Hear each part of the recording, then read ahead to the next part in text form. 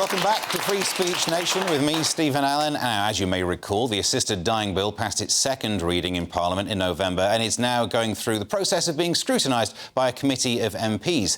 But is it enough? Writing in Spikes, former Conservative MP Tom Hunt has raised fears that the committee may not be doing its job, which means this extraordinary piece of legislation could be passed without proper scrutiny. And I'm delighted to say that Tom joins us in the studio now. Tom, welcome. So, I read you, Peter, of all of the pieces of legislation to have worries about, this is right up there at the top of the tree, isn't it? So tell us about your worries.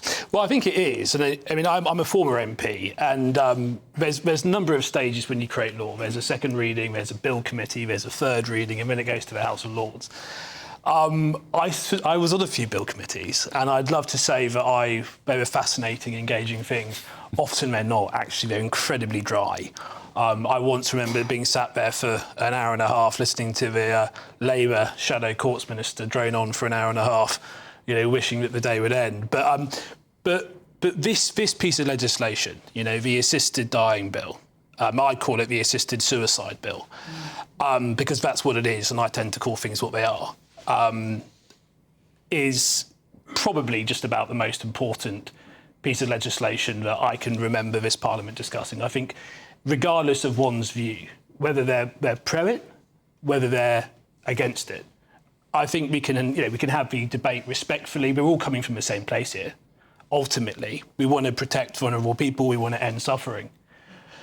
I think we should also, just for balance, which is my job here as well, realise that if it's passed its second vote in the House of Parliament, then more people voted for it than against it. Mm-hmm. So more representatives are in favour at the moment, just to balance it. Quite. I mean, it was a pretty narrow vote. The majority was around 50. It would only take about 50 members of Parliament to change their mind, and you could get a totally different outcome at third reading. And actually, we had probably over 30 MPs who gave it qualified support at second reading. They said that I kind of agree with the principle of it, but I need to make sure that the bill in front of us has the appropriate safeguards. Well, that's the phase we're on now, isn't it? The detail phase. It is. This is why the committee needs to do its job. It does, and I've expressed strong views about the bill committee, as I said this week in Spiked. Firstly, so Kim Blair-Beater, it's a private member's bill, and she brought it forward. You know, she said when it narrowly passed second reading, she said that the sunlight would win the day. There'd be full accountability. She'd reach out to those who are opposed and assuage as many concerns as possible. And she'd ensure that all voices would be heard. And the voices of, say, the 350 disability organisations and charities that have opposed the Assisted Dying Bill, their voices would be heard. That is not what we're seeing.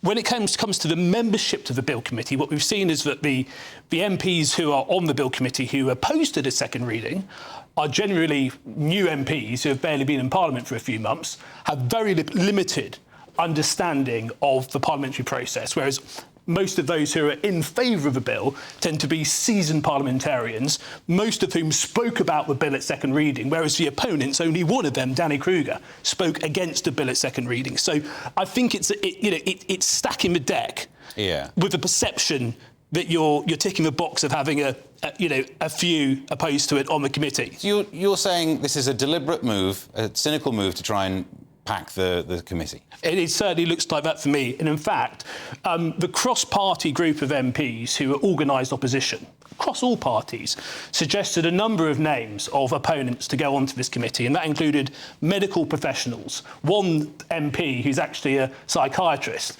wanted to be on the committee. No, not on the committee. And then this last week, what we saw was more of this theme. We saw the first meeting of the Bill Committee. They had a vote at the last minute to have most of it in private session, not in public session.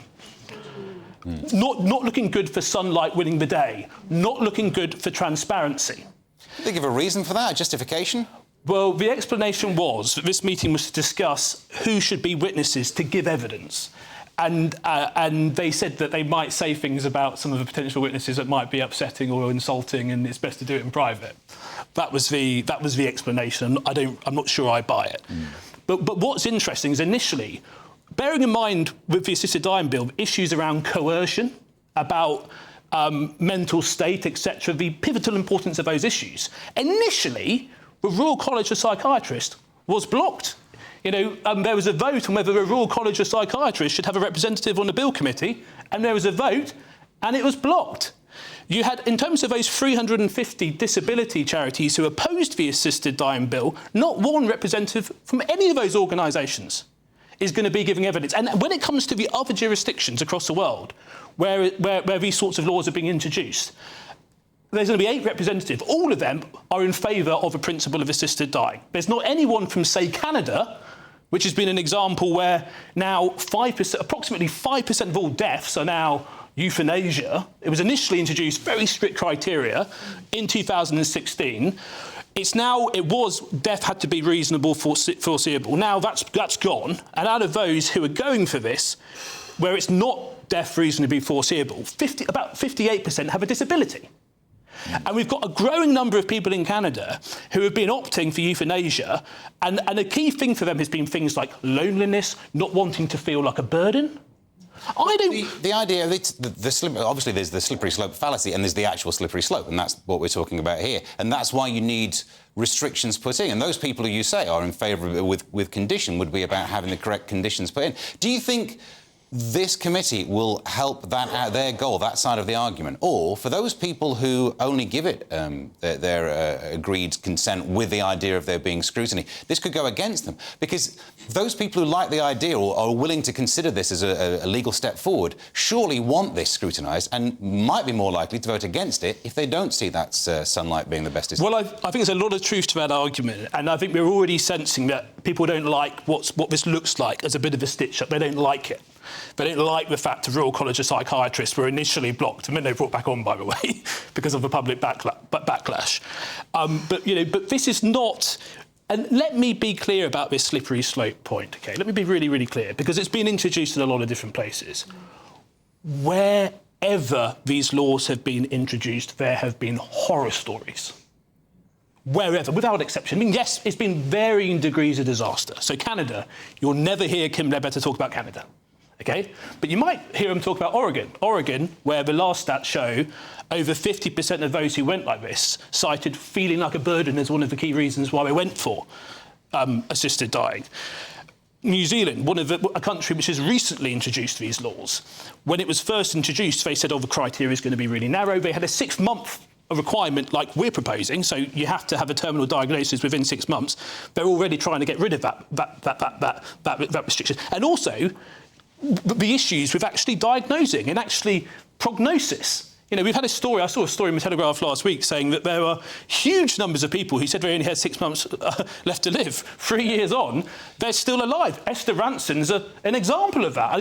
It's wonderful that she is, and I'm really pleased that she's had another Christmas with her family. But isn't that's an example of the issues? I mean, this is such a big issue that will be going through our Parliament. We need to keep paying attention to it. We've run out of time on this one, but I'm sure we'll be talking to you again about it at some stage in the future, and keep an eye on this for us. Thank you very much.